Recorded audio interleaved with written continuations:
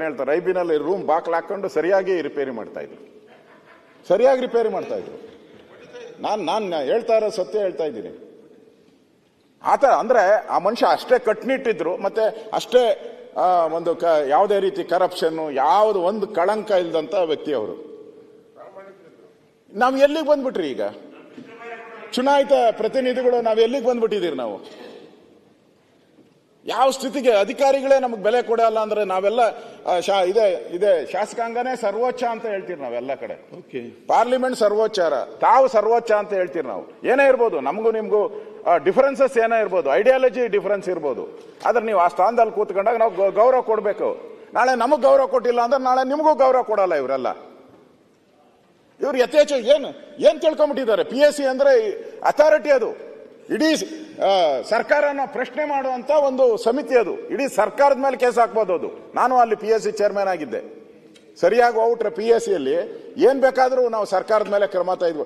ಅಂತ ಕಮಿಟಿಗೆ ಬೆಲೆ ಇಲ್ಲ ಅಂತ ಹೇಳಿದ್ರೆ ಇರೋ ಕಮಿಟಿಗಳೆಲ್ಲ ಮುಚ್ಚಾಕ್ಬಿಡಿ. ಏನಕ್ಕೆ ಕಮಿಟಿಗಳೆಲ್ಲ ಮುಚ್ಚಿಬಿಡಿ ಕಮಿಟಿಗಳು. ಯಾವ ಕಮಿಟಿನೂ ಬೇಡ, ಯಾರು ಹೋಗೋದೇ ಬೇಡ. MLAಗಳು ಅವರೇ ಮಾಡ್ಕೊಂಡ್ಲಿ, ಎಲ್ಲ ಅಧಿಕಾರಿಗಳೇ ರಾಜ್ಯಭಾರ ಮಾಡ್ಕೊಂಡ್ಲಿ. ಎಲ್ಲಿಗೆ ಹೋಗ್ತಾ ಇದ್ದೀರ ಅಧ್ಯಕ್ಷೆ?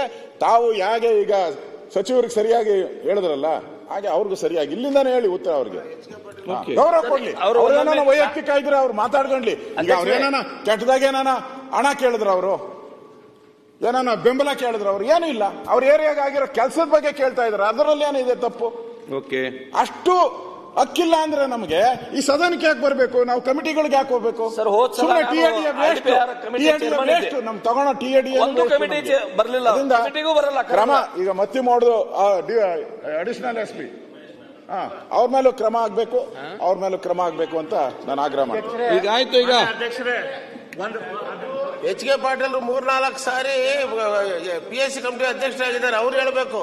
ಕಾನೂನು ಮೀರಿ ಉತ್ತಟದಿಂದ ಬೆಳೀತಾ ಇದ್ದಾರೆ. ಯಾರು? ಬೆಳಗಾವಿ ಘಟನೆಯಲ್ಲಿ ಒಬ್ಬ ADGP ವಿದೌಟ್ ಡ್ರೆಸ್ ಬಂದು ಲಾಠಿ ಚಾರ್ಜ್ ಮಾಡ್ತಾನೆ, ಗುಂಡಾಗಿರಿ ಮಾಡ್ತಾನೆ. ಪಂಚಮಶಾಲಿ ಇದ್ರೆ ನಮ್ಮ ಲಿಂಗಾಯತರ ಅಧಿಕಾರಿಗಳ ಮೇಲೆ ಕ್ರಮ ಇಲ್ಲ.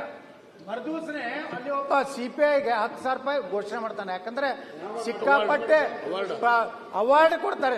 ಅದೇ ADGP. ಇಂಥ 4 ಅಧಿಕಾರಿಗಳಿಂದ ಈ ಸದನದಲ್ಲಿರುವಂತ ಇವತ್ತು ಆಡಳಿತ ಪಕ್ಷದವರಿಗೂ ಆಗ್ತಾ ಇದೆ, ನಮಗೂ ಆಗ್ತಾ ಇದೆ. ಇದು ಗಂಭೀರ ಹೋಗ್ಬೇಕು. ಯಾಕಂದ್ರೆ ಇದು ಸದನದ ಮುಖ್ಯಸ್ಥರು. ನೀವು ಸ್ಪಷ್ಟವಾದ ನಿರ್ದೇಶನ ಸರ್ಕಾರ ಕೊಡಬೇಕು. ಆ ಎಲ್ಲ ಅಧಿಕಾರಿಗಳ ಮೇಲೆ ಕ್ರಮ ಆಗ್ಬೇಕು ಅಂತ ಪ್ರಿನ್ಸಿಪಲ್ ಸೆಕ್ರೆಟರಿ ಕೊಟ್ಟು ಕಳಿಸಿಡ್ರಿ. ದಿಲ್ಲಿಗೆ ಹೋಗಲಿ, ಜಮ್ಮು ಕಾಶ್ಮೀರದ ಸರ್ವಿಸ್ ಮಾಡ್ಲಿ, ಗೊತ್ತಾಗ್ತದೆ ಅವ್ರಿಗೆ. ಸುರಕ್ಷಿತ ಅದಾರೆ, ಲೂಟಿ ಹೊಡಿತಾರೆ, ಹೋಗ್ಲಿ ಕಾಶ್ಮೀರದಲ್ಲಿ ಹೋಗ್ಲಿ.